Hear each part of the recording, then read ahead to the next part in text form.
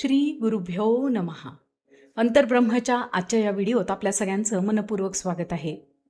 समजा एखाद्या व्यक्तीला काही शारीरिक त्रास होत असेल तर सर्वसामान्यपणे माणसं तो त्रास आपल्या खाण्यामुळे झाला आहे का, आपल्या झोप न झाल्यामुळे झालेला आहे का, या कारणांचा शोध घेत असतात. आपली एखादी कृतीच या दुखण्याला कारणीभूत आहे का, याचा सर्वसामान्यपणे पहिल्यांदा शोध घेतला जातो आणि मग त्यानुसार आपल्या खाण्यामध्ये, आपल्या झोपेच्या वेळापत्रकामध्ये बदल करून व्यक्ती त्या त्रासातून मुक्त होण्याचा प्रयत्न करते. मात्र कधीकधी हा त्रास इतका असह्य असतो आणि दीर्घकाळ चालणारा असतो की त्यावेळेला वैद्यकीय मदत घेतल्याशिवाय आपल्याला पुढे जाताच येत नाही. पास्ट लाईफ रिग्रेशन थेरपी अर्थात प्रतिगमन उपचार पद्धतीच्या व्हिडिओ सिरीजच्या माध्यमातून मी आजवर अनेक PLR केसेस आपल्यासमोर आणलेल्या आहेत. आजच्या या व्हिडिओमध्ये अशीच एक शारीरिक दुखण्याशी संबंधित केस मी आपल्यासमोर मांडते आहे. माझ्याकडे एक मध्यमवयीन गृहस्थ PLR करून घेण्यासाठी आले होते. PLR करण्याचं नेमकं कारण काय आहे हे जाणून घेत असताना प्रीटॉकमध्ये त्यांनी सांगितलं की गेल्या अनेक वर्षांपासून त्यांना पोट दुखण्याचा त्रास आहे. या त्रासाविषयी त्यांनी अगदी स्पष्टपणे आणि विस्तारानं सांगितलं. त्यांना काहीही खाल्लं तरी पोटामध्ये प्रचंड आगाग होते, जळजळ होते. मध्यमवयीन असलेल्या या दादांना हा पोटदुखीचा जो त्रास आहे तो त्यांच्या तरुणपणापासून सुरू झाला. आहारामध्ये काहीतरी बदल झाला असेल, जागरण झालं असेल, ॲसिडिटी झाली असेल, यामुळे काहीतरी होतं आहे असं सुरुवातीच्या टप्प्यावर त्यांना वाटत गेलं. मात्र त्यांच्या पोटामध्ये जळजळ होऊन, आगाग होऊन जे दुखत होतं त्याचं उत्तर काही त्यांना सापडत नव्हतं. त्यांच्या कुवतीनुसार त्यांना जसं समजतं आहे तसे त्यांनी वैद्यकीय उपचारही करून घेतले. अगदी झाडपाल्याच्या औषधापासून आयुर्वेदापर्यंत अनेक वेगवेगळ्या पद्धतीनं त्यांनी या त्रासातून मुक्तता मिळवण्यासाठी प्रयत्न केले होते. मात्र कुठल्याही उपचारानं त्यांना आराम पडलेला नव्हता. त्यामुळे पोटात जळजळ होऊन जे आपल्याला दुखतं आहे, तीव्र वेदना होत आहेत, याचा संदर्भ आपल्या गतजन्मातील कुठल्या कर्माशी आहे का हे जाणून घेण्याच्या प्रामाणिक उद्देशानं त्यांनी PLR करून घ्यायचं ठरवलं आणि ते माझ्यापर्यंत येऊन पोहोचले. प्रीटॉकमध्ये सेशनच्या आवश्यकतेनुसार त्यांची कौटुंबिक पार्श्वभूमीही विचारून घेण्यात आली. विवाहित असलेल्या या दादांना 2 मुलं आहेत. दोनही मुलं महाविद्यालयीन शिक्षण घेत आहेत. त्यांचं आणि त्यांच्या पत्नीचं नातंही अतिशय प्रेमाचं आणि सुसंवादाचं आहे. आपल्या पतीला जो पोटदुखीचा त्रास होतो आहे तो विवाहापासूनच ह्या पाहत आलेल्या आहेत. त्यामुळेच त्यांच्या परीनं जसा आहारामध्ये बदल करून त्यांच्या पोटाला आराम पडेल असंच अन्न ते त्यांच्यासाठी बनवत आहेत आणि आपल्या पतीची त्यांना जशी जमते आहे तशी काळजीही घेत आहेत.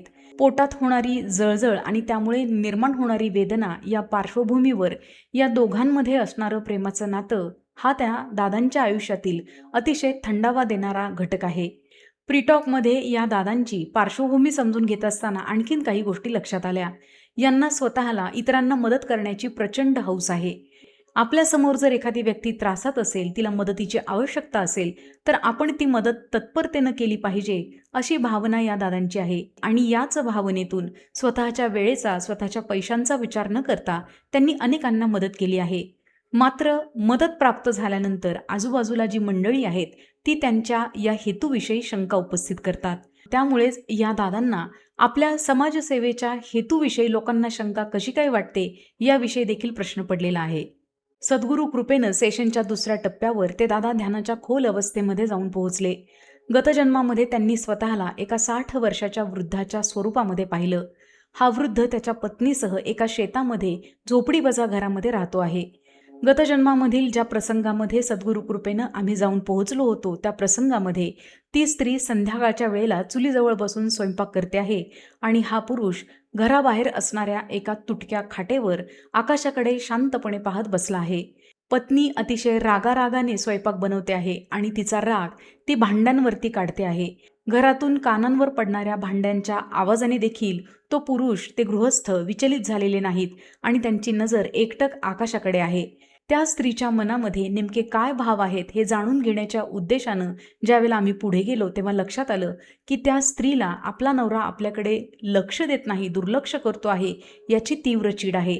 आणि ही चीड आताची नसून त्या जन्मामध्ये जेव्हापासून लग्न झालेलं आहे तेव्हापासून तो त्याच्या वेगळ्याच नादामध्ये आहे, धुंदीत आहे, आपल्याकडे लक्ष देत नाही अशी तिची तक्रार राहिलेली आहे. आयुष्याच्या उतारवयातही परिस्थितीमध्ये फारसा फरक झालेला नाही हे पाहून त्या स्त्रीचा त्रागा होतो आहे. त्या त्राग्यामध्येच ती स्वयंपाक बनवते आहे. त्याच जन्मात थोडंसं पुढे गेल्यानंतर लक्षात आलं की तिनं जो रागारागानं स्वयंपाक बनवलेला आहे त्या स्वयंपाकामध्ये तिच्या रागाची, तिच्या वेदनेची एक चव उतरलेली आहे आणि त्या गृहस्थाला जेवण करत असताना वारंवार ठसका लागतो आहे. ठसका लागून तो पाण्याच्या घोटाबरोबर एक एक घास जेवतो आहे, मात्र त्याची कुठलीही तक्रार नाही. तो निमूटपणे जेवण करून झाल्यानंतर बाहेर येतो आणि खाटेवर पडून आकाशाकडे पुन्हा नजर लावून बसलेला आहे. आता या स्त्रीचा संताप अनावर झालेला आहे. मात्र पत्नी धर्माच्या मर्यादा सांभाळत ती कुठलीही तीव्र प्रतिक्रिया न देता, न भांडता जे काही आपलं आयुष्य आहे ते ढकलत पुढे चाललेली आहे.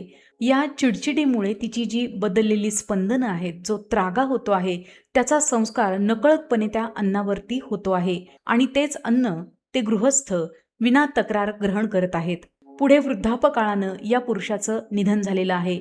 त्यांचा मृत्यू झाल्यानंतर पत्नीच्या मनामध्ये जे भाव उमटले आहेत ते जाणून घेण्याचा ज्यावेळेला प्रयत्न करण्यात आला, त्यावेळेला त्या स्त्रीचा जो त्रागा आहे तो अतिशय विषारी शब्दांच्या स्वरूपामध्ये, भावनेच्या स्वरूपामध्ये गतजन्मीच्या त्या गृहस्थाला आणि आताच्या या दादांना सद्गुरू कृपेनं समजून घेता आला. त्या गृहस्थाच्या मृत्यूनंतर तिथे उपस्थित असलेल्या पत्नीच्या मनातील भावभावना नेमक्या काय आहेत हे जाणून घेत असताना एक लक्षात आलं की या पत्नीला आपल्या पतीचा प्रचंड राग आहे.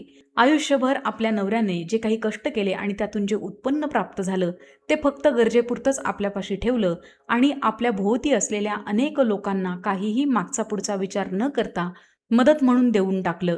या त्यांच्या मदत करण्याचा या बायकोला प्रचंड त्रास झालेला आहे. मात्र ती आपला पत्नी धर्म सांभाळत असताना कधीही स्पष्टपणे त्यांना याविषयी बोललेली नाही.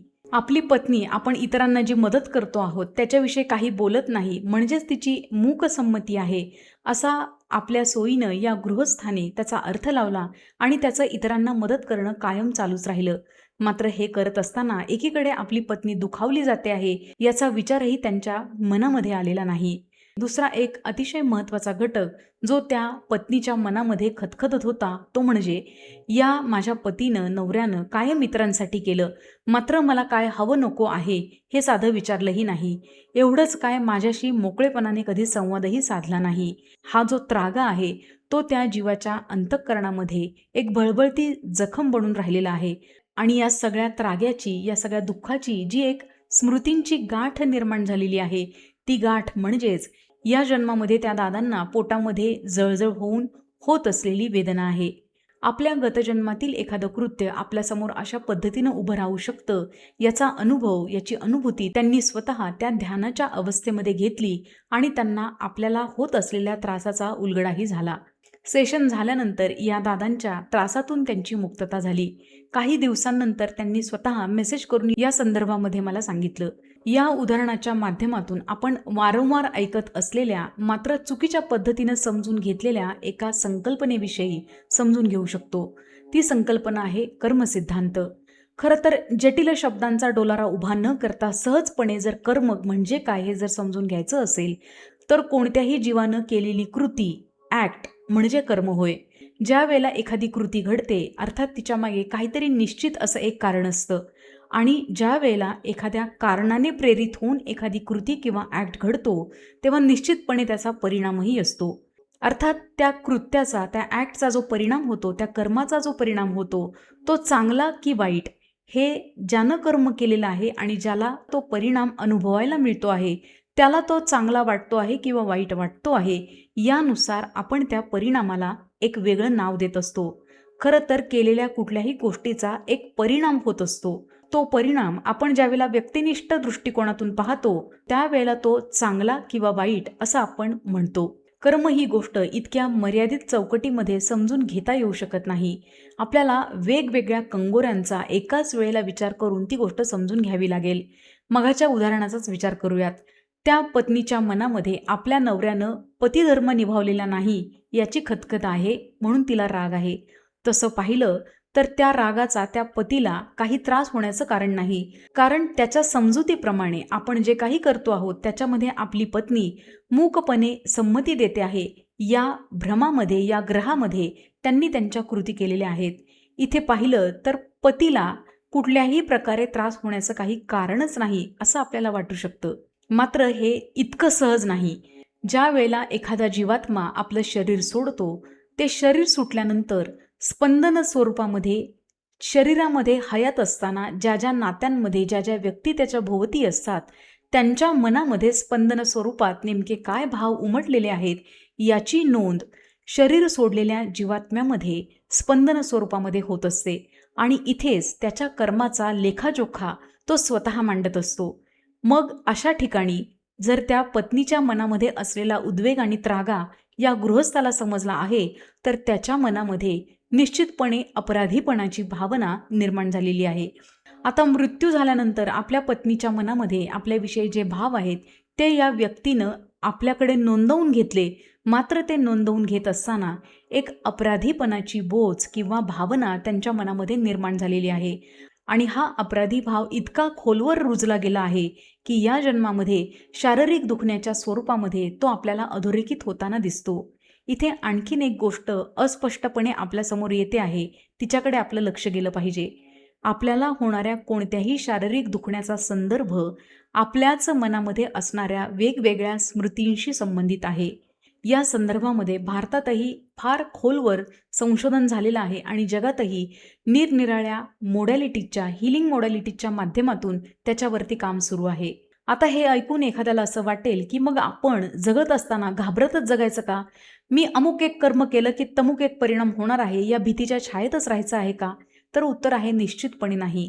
आपण ज्या शरीरामध्ये, ज्या कुटुंबामध्ये, ज्या धर्मामध्ये, ज्या देशामध्ये जन्म घेतलेला आहे तिथल्या चौकटीनुसार, तिथल्या परंपरांनुसार आपल्याला निहित केलेलं जे कार्य आहे, कुठलाही पूर्वग्रह न ठेवता आपली एक जबाबदारी, एक कर्तव्य, एक ड्युटी म्हणून जर करत असू तर निश्चितपणे या कर्मफलाच्या चक्रव्यूहातून आपल्याला सही सलामत बाहेर पडता येतं.